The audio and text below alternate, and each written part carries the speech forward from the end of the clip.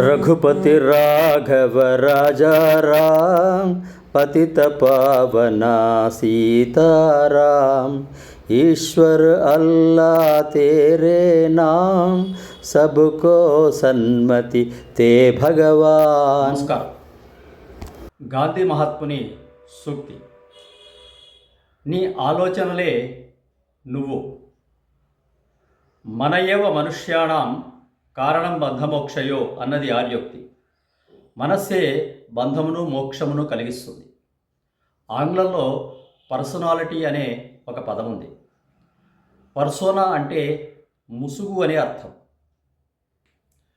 ముసుగు బయట మంచి వ్యక్తిగా, ఉత్తమ ఆలోచనాపరుడుగా కనిపించే వ్యక్తి లోపల చెడు ఆలోచనలు చేసేవాడుగా ఉండవచ్చు.